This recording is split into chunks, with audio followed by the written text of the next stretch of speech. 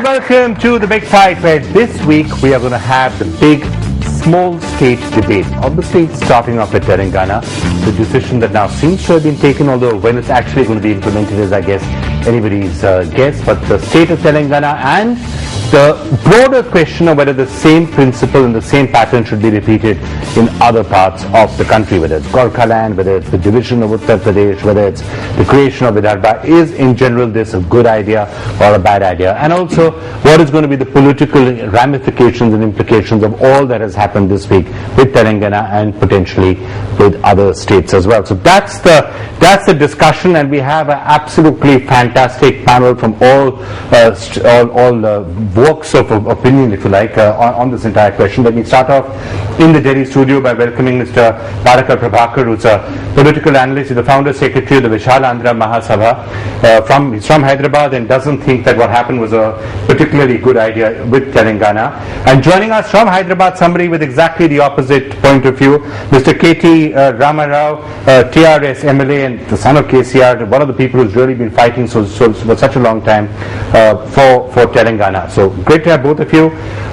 From the mainstream political parties, the major political party, Nalin Kohli joining us, member of the National Executive of the Bharatiya Janata Party, and we also have Sanjay Jha joining us from Mumbai, representing the Congress Party. We have Mr. Sudhindra Bhadoria with us, who's the senior leader of the Bahujan Samaj Party, which has been talking about what needs to be done in Uttar Pradesh right now and why we need 4 states to come up out of what's actually in population one of the largest states perhaps anywhere in the world.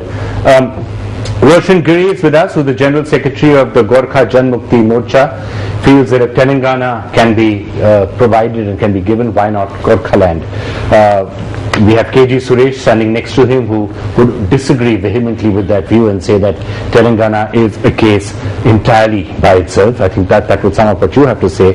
And we have M.K. Venu, Executive Editor of The Hindu, who's going to try and bring some semblance to all of our discussions and tell us what we should actually be summing up. Can I just ask you first, Mr. Suresh hasn't really had a chance to speak. In general, do smaller states work? Is the example of Telangana something that we should translate into other states? You see, it has to be taken on a case-to-case basis.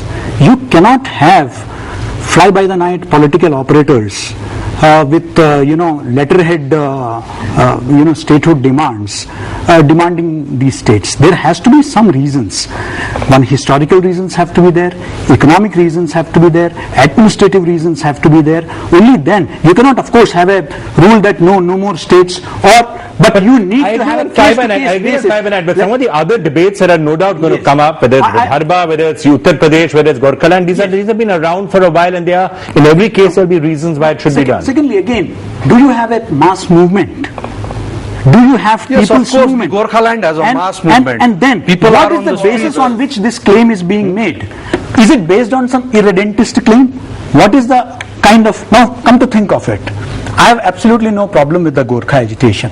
The only thing is that when some of the supporters of the Gorkha land movement say that, look, this was our territory, we had annexed this territory, so this belongs to us. Now, how far will you take history? Are we talking about, now that way, it was the Gorkhalis who invaded Sikkim, and then after the Anglo-Gorkhali war, the defeat of the Gorkhas, then they ceded this part of Sikkim, Darjeeling, to British India. Now, which part we are going to agree? How much further are we going? You can't keep going back into history to justify some demands, because then we could be doing this forever. That is right, but you see, one has to see the historical background also, because in 1954 only, you see, under the Absorbed Area Act, Darjeeling and Doors were made part of Bengal. Before that, it was in Bengal presidency, but it was kept under scheduled district, some excluded area. I think when we are looking at the larger picture, let us also look at the impact on the polity of the country. Come to think of it, 50 states somebody is talking about. That means 100 more regional parties, perhaps more. Now, fractured central mandate. Now they will all be depending on. Come to think of it, and then that means a much more weaker center which will have to deal with issues, whether it is NCTC, whether it is central taxes. You look at anything, they just won't allow anything to happen. So are we looking at governance? I think, Okay, that's an interesting point. I just wanted to say that, look, if Bangladesh has proved that religion cannot be a unifying factor, then Telangana, the demand for Vidarbha, has shown that language cannot be a unifying factor. So again, how far, how long can you go?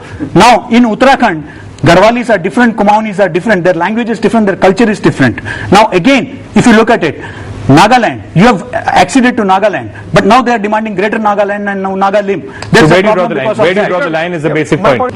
Okay, let me now come and get final thoughts from all of our panelists. I want to start with you. And the point is, which was made is, if somehow all of us can live together in a big India, why necessarily can't different people stay together in one state? Well, I'm going to give you your final thoughts actually. Yeah, actually, you live together, 1.2 billion people. It's just that you're dividing yourself in more viable units of economic administration, social administration. For instance, America is 50 states for a population of roughly, I think, 300 million. So why can't a 1.2 billion population have a more viable number of administrative units? You should look at it like that. I don't think it should be based on language, culture, heritage. I think that often that is used. Do it on the basis of administrative efficiency. Yeah, the language, culture, all is used as an emotive, as an emotional kind of factor to get to that point of having a separate state. But after that, it's actually rosy roti that matters. You ask people in Chhattisgarh or Jharkhand, they will tell you that. Let me move on, get final comments from everyone else as well. Just 15 seconds each or 10 seconds if you like. Final thoughts from you.